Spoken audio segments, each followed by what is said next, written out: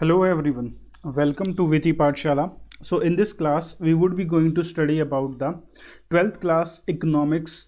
So we would be starting with the first chapter, and the first chapter is regarding the introduction to the macroeconomics. So this is the 92nd class that we would be going to do, and the most important part of the UPSC economics is your macroeconomics. So we would be having an introduction of that, and now UPSC have again shifted its pattern on the static rather than the current. So you should be thorough through these classical textbooks, and the questions would be come from there only. So let's start. And first we will be seeing the what topics we have to study in this video. So we would be beginning with the introduction. Then comes as the meaning of the macroeconomics. What do you mean by macroeconomics? What is the scope of macroeconomics? What are the limitations? Economy and its types, and the economic system, very important for your exam, that is economic systems.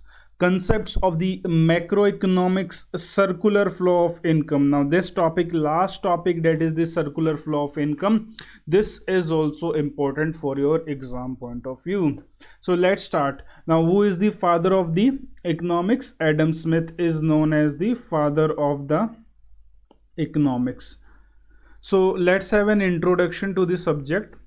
The subject economics is classified into two branches. इसको दो भागों में विभाजित किया गया है. It has been divided into the two parts, that is the microeconomics and the macroeconomics.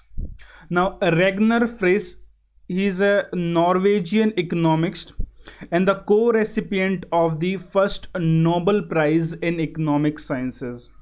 Now this person, he has coined the word micro. Now who have given this word micro and macro? These are given by the Ragnar Frisch.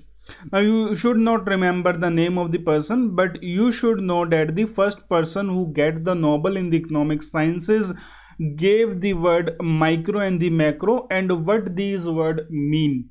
These word micro means the small, in general term also micro means small, and the macro means the large. So he was given these definitions in the 1933.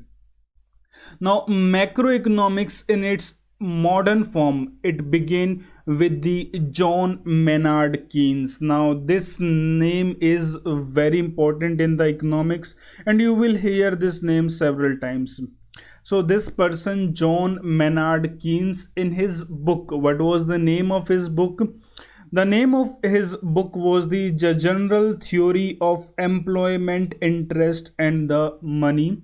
So in this book, which was published in 1936, so he gave the microeconomics a modern form. Now this person Keen offered an explanation. At that time, you will see that when you study economics, there is a discussion on the Great Depression. So this is very important, and it was so large that not only the US but other countries were affected with that. So Keynes offered an explanation for the fallout of the Great Depression. Now when goods remained unsold and workers the unemployed, hence the Keynes is known as the father of the macroeconomics. Now this person in the picture, you can see he is the J.M. Keynes, who is called as the father of the modern macroeconomics. Now what do you mean by the macroeconomics? Now macroeconomics means the study of the economy as a whole, or we can say that the economy wide phenomena. What are the some of the concepts which you study here? These are the unemployment, national income, inflation, the national output, and so and so. We would be discussing all these. Now first thing is that the defining the word macroeconomics. Now the word macro, it is derived from the Greek word macros. So the meaning of the macros is large. Hence, the macroeconomics, it is the study of the economy as a whole. So, what do you mean by the macroeconomics? It is a study of the economy as a whole. So, you should remember that. Now, in other words, if we want to say that macroeconomic deals with aggregate, aggregate matlab collection, aggregate means that the collection of the few things,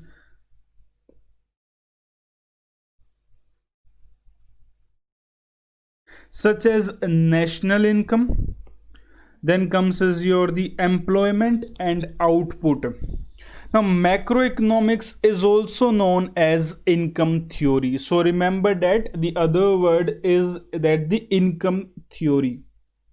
Now the subject matter covered in the macroeconomics are the areas. What do you study in the macroeconomics? You study about the employment, you study the national income. So next chapter is our national income itself. Second chapter jo we would be going to study is the national income. Then comes as the inflation, business cycle, poverty, inequality, disparity, investment and saving, capital formation, infrastructure development, international trade, balance of the trade, balance of payments, exchange rate and economic growth. All these concepts are related with the macroeconomics. Now next comes is the importance. Why we should study macroeconomics? The question comes कि क्यों पढ़ना चाहिए? Why we should study macroeconomics? So we should study the macroeconomics to understand the functioning of economy at an aggregate level. That means how an economy is performing collectively. Functioning of an economy where at the aggregate level.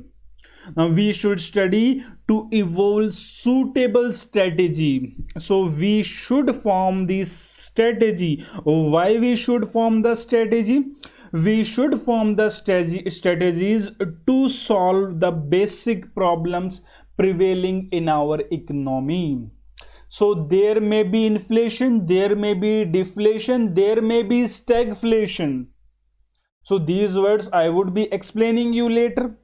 But these situations these situation may be there, and to evolve or to solve these problems we should come up with the macroeconomics.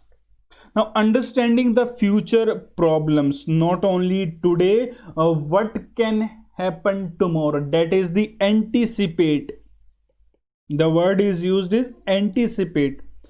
Future problem, needs and the challenges of the economy. Now it provide ample opportunities to use scientific investigation to understand the reality. So the economics have been made a scientific subject rather than a social science subject. Now there is a shift, or we can say that there is a debate, that is these subjects like the geography, economics, political science, now all these are considered as scientific subjects. Now next comes is the it helps to make meaningful comparison and analysis of economic indicators. It helps for the better prediction about the future and to formulate suitable policies to avoid economic crisis. So we should help the better predict, we should predict our future, and our policies should be such that a nation should grow, economically grow. Now if you will see in the world, in the times of the globalization, or in this the time of the information technology revolution, the demand is of the economy. So whose economy would perform better is the best nation. Every country wants its nation to evolve as a major economy. Now what are the scopes of the macroeconomics? Now first scope is the national income. Now, measurement of the national income and its composition by sectors are the basic aspects of macroeconomic analysis. Now, these trend when we measure the national income or its components of various sectors,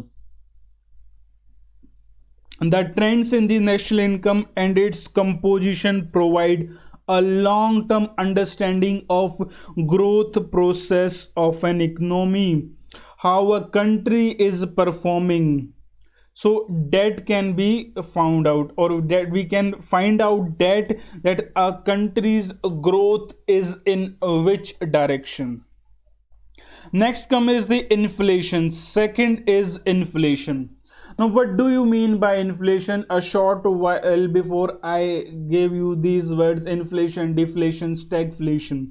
What do you mean by inflation? If we talk in the Hindi, it simply means महंगाई. Now, inflation refers to steady. Every word is very important and exam oriented. Now, what does the inflation mean? Inflation means, or inflation refers to, steady increase in general price level. Now, at this time in the COVID-19 situation, you can see there is a steady rise in the general price of the TOP. So what do you mean by TOP? Tomato, onion and potato. So these three crops are the government is focusing. Then also there is an inflation regarding these. So you will find there is a price rise regarding to these. You will find that the price of these vegetables, they have come up. Now, estimating the general price level by constructing various price index numbers. Now, how do you find out that is there an inflation or not?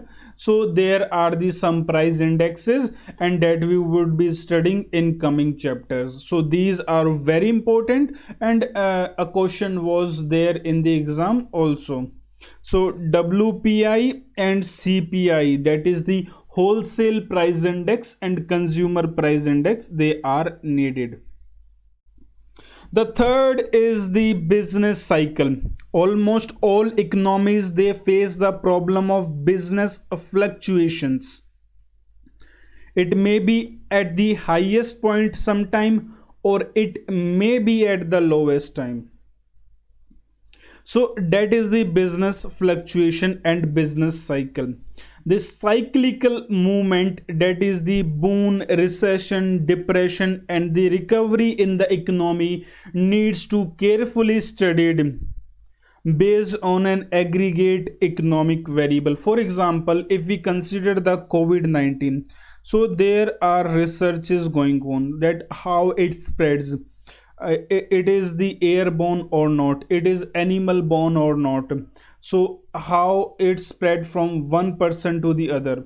So we see these things similarly, and we have the researches, and in order to prevent upcoming such disease, we should be careful. The same way, to prevent the business fluctuations and the business cycle, so we should be studying these events and come up with the solution for the future. Next is the economic growth, the growth and the development. Now remember, these two concepts we have studied in our earlier videos, and clearly we have defined what do you mean by growth, what do you mean by development of an economy, and the factors determining them could be understood only through the macroeconomics. Next comes as the economic policies. Macroeconomics is significant for evolving suitable economic policies. Now you hear that in the news that after some time, or the after the few days or the months, the government comes up with their economic policies or the economic relief. Now, economic policies, these are necessary to solve the basic problem, to overcome the obstacles and to achieve the growth. So there are different types of the policies. For example, in regarding the labor policy would be there. For example, there would be the COVID tackling policy of the government, and the government is coming to provide relief to the poor, that peasant, or the to the poor laborers or the workers or MSME sector. So the more focus of the government is on the MSME sector to increase it.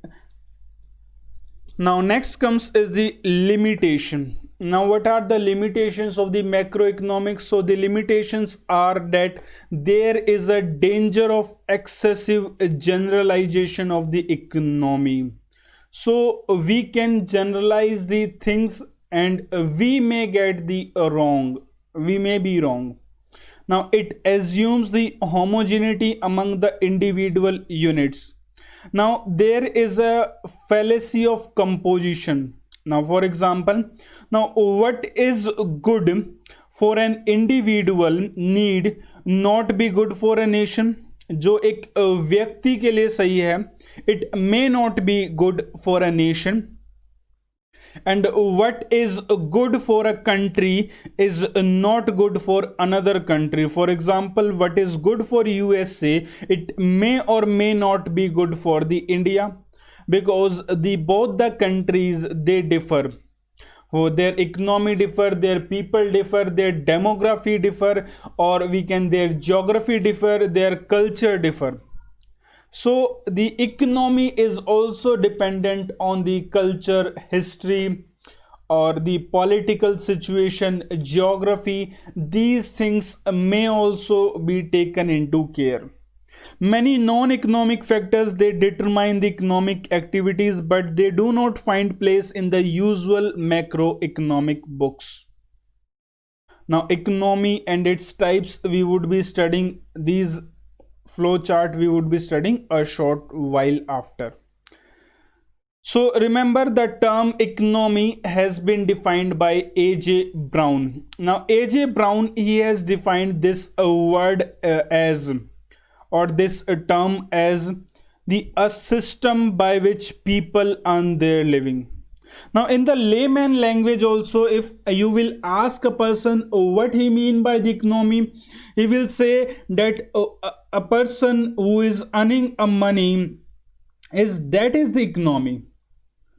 And J.R. Hicks, he defined economy as, an economy is a corporation of the producers and workers to make goods and these services. Now what the producer plus workers they are doing? Now they are producing the goods and services. Now who need these goods and these services? These goods and these services are demanded. These goods and these services are demanded by the consumers. So this is a cycle. So consumer demands and the producer and the workers, they supply. Now in short, an economy is referred to any system or area where economic activities are carried out. It may be a mall, it may be a small market, it may be a small shop, or it may be any place where the exchange is taking place. Now each economy has its own character. Accordingly, the functions or the activity, they also vary. In an economy, the fundamental economic activities, what are they? So they are the production and the consumption. So one is producing, and the who is producing for the consumption, and consumption is, according to the consumption, the demand is rising, and with the production, the supply is increased. So remember, supply is increased, the demand is increased by the consumption. Now these two activities, and these have an effect on the price also. These two activities are supported by the several other activities also. For example, there may be the transport services or the other services, the electronic services also, like the Amazon, the or these your the electronic markets. We call it electronic market, the Flipkart or the Amazon, where you buy the things that these are a medium. Now the ultimate aim of these activities is to achieve the growth. Now the exchange activity, remember that I am talking about what this is, an exchange activity. Now one is producing, the producer is producing something to sell, and who will buy it? The consumer is buying, and this selling and the buying is a exchange, because the consumer, he would be giving the money, in turn the producer would be giving the commodity. Now supports the production and the consumption activity. Now these activities are influenced by several economic and non-economic activities. The major economic activity include, so what are the other activities apart from your consumption and the production? These are the transportation, the banking, the advertising, planning, government policy, and the other. So the major non-economic activities is, these are the economic activities. Non-major economic activities would be the environment, would be the health, would be the education, would be entertainment, governance, regulation, etc. Now, in addition to these supporting activities, external activities from other economies such as the import export, international relation, immigration, and the foreign investment, foreign exchange, earning, etc., these also influence the economy of a country. Now economies can be classified into different types based on the number one, the status of development.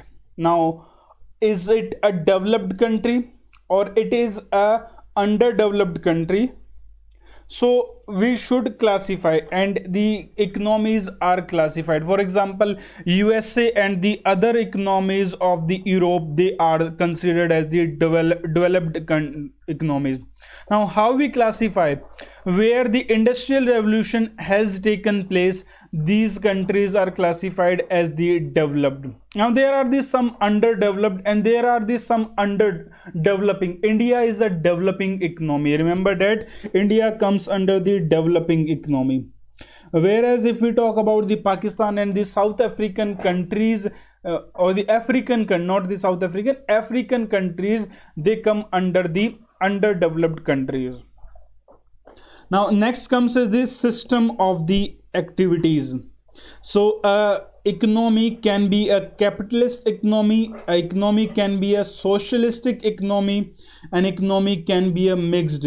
So these three topics, the capitalist, socialist, and the mixed economies, we would be studying after a while.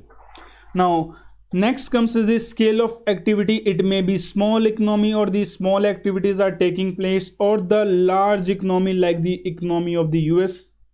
The nature of the functioning, it may be static or the dynamic economies. Nature of the operation, it may be closed or the open economies. Then advancement, it may be a traditional or conservationist, because we say the other word is the conservationist, or the modern economies. The level of the national income, so the national income may be low or the middle income level, or maybe the high income economies would be there. So this was the one topic we did. Now next we would be going to study about the economic systems. In detail we would be doing the capitalist, socialist, and the mixed economy. In detail we would be studying for the exam point of view.